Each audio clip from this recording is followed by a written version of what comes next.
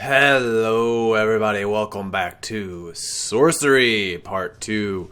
We just talked to this our Lord and Savior, or something, Korga, in here. He gave me a mission to go find something from other gods. I know there was one in the graveyard, so we're going to head there real quick.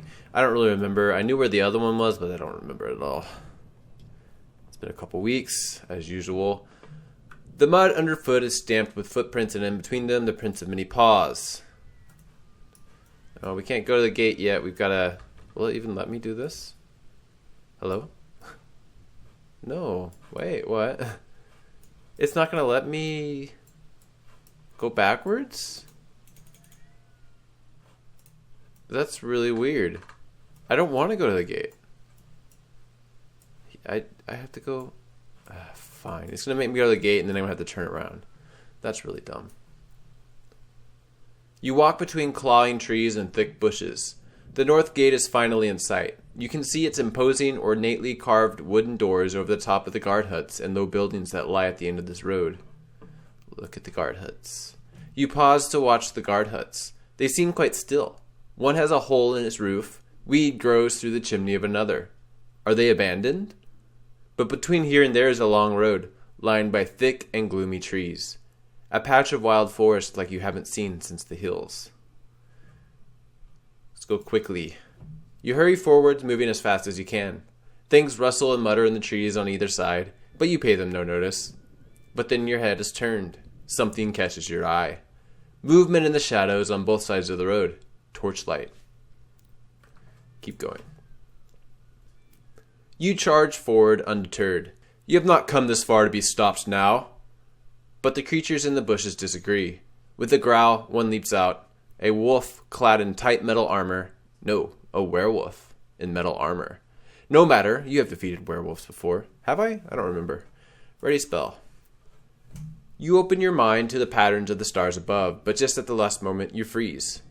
One werewolf you could probably defeat with a spell, but suddenly there are more. 10, 20, 30 werewolves pad down from the shadows onto the path, forming an arc in front of you. Wait. You wait, tensed and ready to run if necessary. Then you notice a man stepping from the tree line beyond. "Who goes there?" he demands. "Friend or foe?" "Friend." The man does not respond. It is clear he is waiting for something, but for what? What proof do you require? A pulsing vein at the man's temple gives away his fear. Perhaps he has never killed before. But with the swift movement of his hands, he gestures to his dogs. They bound forward, two catching your wrists in slavering jaws, holding them tightly but firmly. "One flick of my finger," he says, his voice shaking, "and you'll never lift so much as a fork again. Now give me a straight answer. Are you with us or against us?" They're holding my arm so I can't cast a spell. I've learned that trick, game. You can't fool me. I don't understand what you're asking.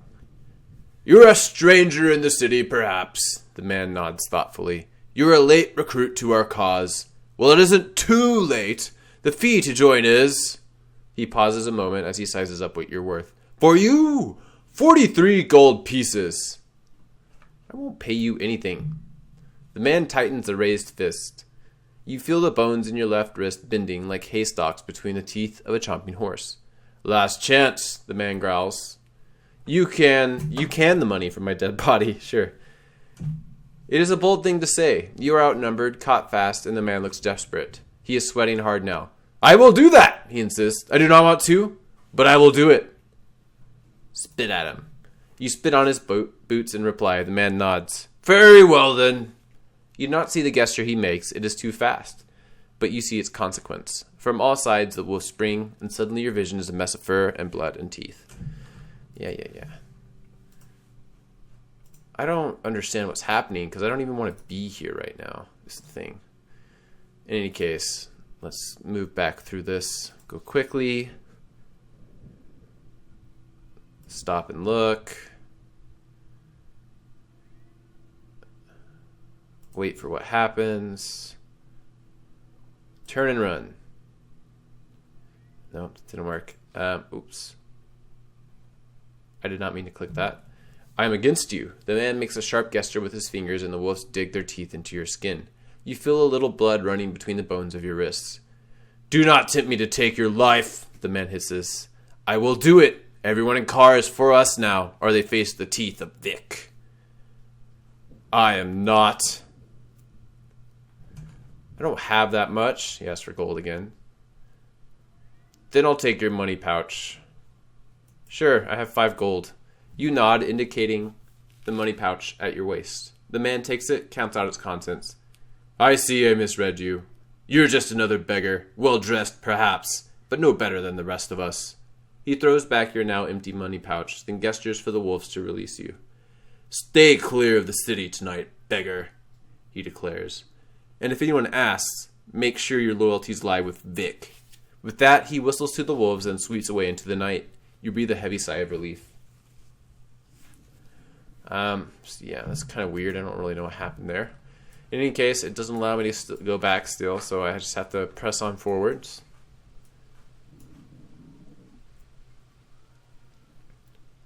You have reached the north gate. The ground before it is wide and clear, and lit by blazing torches set into brackets either side of the enormous sealed doors. Should there be archers hiding in the shadows, they would have a clear sight of you. Off to one side is a well, but there is no cover.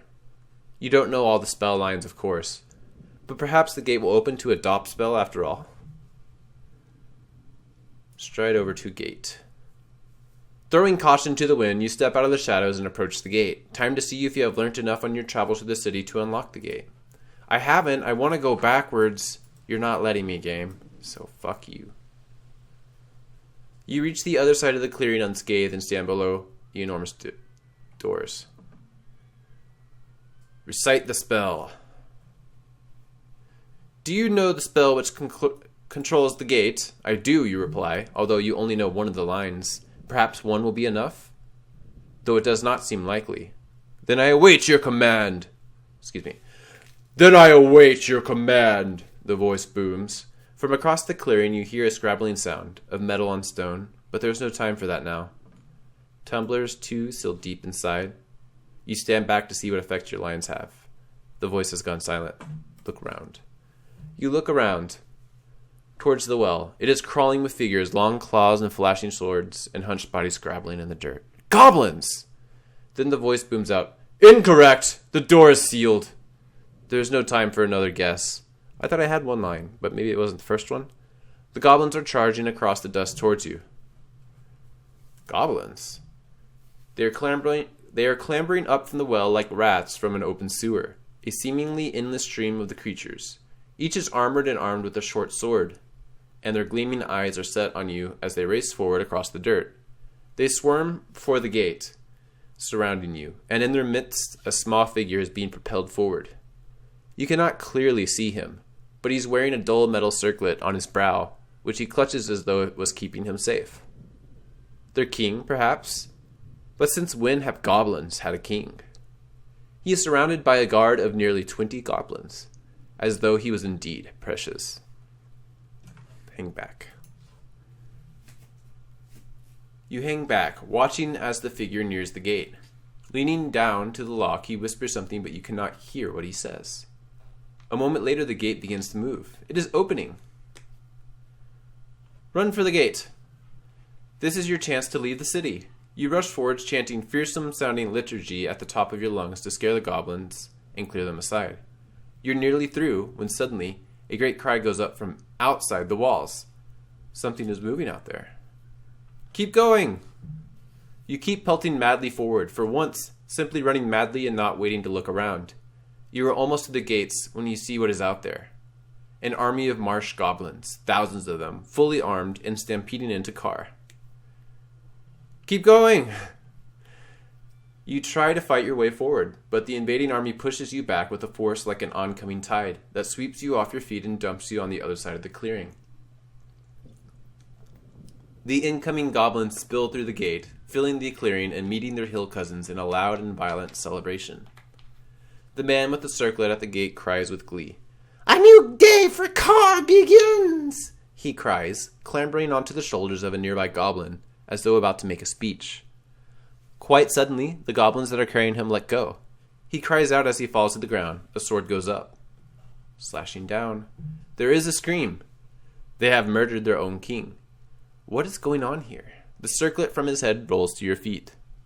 The goblin, clashing sword on shield, look toward the city with violent eyes. Take the circlet. From the way the king was clutching the circlet, you might have thought it was a thing of power, perhaps akin to the crown of kings itself. But it is nothing. Cheap, hammered iron. It still bears the groove from when it was once a goblin sword. You toss it into the dust. Go for the gate. Their attack on Carr is not your concern. Darting forward through the crowd of creatures, you head for the open gate and the backlands. You run for the gate, but your progress is slow. Goblins are surging in, and they are starting to organize. One, a leader of some kind, is hoisted up by others so he can address the crowd. Carr falls! He screams in his guttural voice. Oh, it's a guttural voice. Oh well, I'm going to keep going with it. And every creature dies!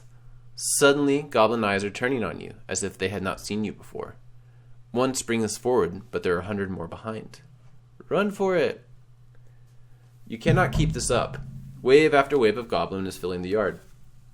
You cannot hope to kill them all with just your sword. You turn and race away into the shadows. There's a voice. Then a voice rings out. Stop! There is a better way. Look for the speaker. You look around but can see no one. But all around you something is happening. It's though the goblins have slowed down, their warmongering becoming an absurd, stately dance. The noise in the clearing dulls to a low rumble. I commanded you to stop, the voice cries, and suddenly you feel yourself held rigid. From the smoke of the torches by the gate, a figure emerges. It is an old man with a long beard and deep, black irised eyes. He paces through the churning goblin army to stand in the open. His legs disappear into a spectral trail. He is at least part wraith. Step forward, he commands, and you find yourself bidden. Okay. The goblins seem to part around you like smoke as you approach the figure. I have aligned 3 stars, the ghostly man declares. Vic rises tonight, the guy we just met. The goblins show their hand tonight, but also you. You are here tonight. My name, the figure intones, is Lorag. I was once a scholar and a noble of the city. Later, I founded it. You founded it later? You reply confused. Who is this crazed shade? I saw Carr falling. Sansus had lost his mind and sided with the goblins. The council was in ruins. My own life was threatened. I saw that Carr needed to be saved, so I went back to remake it in a way that could be saved. And here we are now. You have been here 2 days. I have been here hundreds of years, waiting for you to bring me the spell for the gate. But the gate is already open. You reply, the goblins opened it. Their leader did. The figure slowly shakes his head. The spell does not open the gate. His tone is heavy and dark, like tarred timber. The spell controls it. And there are deep magics burned into the wood itself. Magics that have poisoned this city and burnt fire into the eyeballs of those who live nearby. He stares at you, his coal-black eyes expressing no emotion. Deep magics I place there to be used by you tonight. I am dead. You must act for me. And if I refuse? You reply steadfast. You must not, the wizard replies, for Carr will fall. But there's no more time, you insist. It's too late. There is a magic, Lorag replies, that will give you the time you need. I cast it on myself once and went far back to before the city was built. I founded Carr. Now you will save it. He waits to let his words sink in.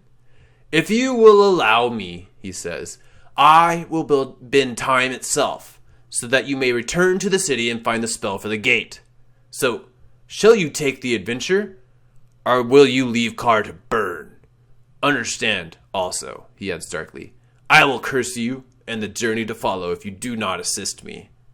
You hesitate. Carr is a city of traps, but also of secrets, and there's still more that you can find. Can you afford to let the city port burn? So, we have the option to abandon car and we'll just burn and we'll move on to Sorcery Part 3. Or we can continue the search and he will redo time so that we can then get the items that we need. The thing is, as far as my decision to make, I don't care about car at all. That said, I don't feel it would be in my character to abandon the city, to burn the entire city, or really anyone in general. That hasn't really been her thing. Also, I like that he actually will let you leave. I mean, sure, he'll curse me, but he could have had the goblins kill me, right? So that also, like, if he was being more forceful about it, I probably would just say no, just to say no. But since he's given us this option, we're going to continue the search. I will help you, you tell him. The wizard nods. The lines are known to 4 nobles. Lord Theda is blind and living in the wasteland. Lord Shinva is dead, but not yet forgotten, in his mausoleum in the necropolis. Lord Mulas was a follower of the god Slanag, and in his shrine near the docks or lower Kar, you may learn his line.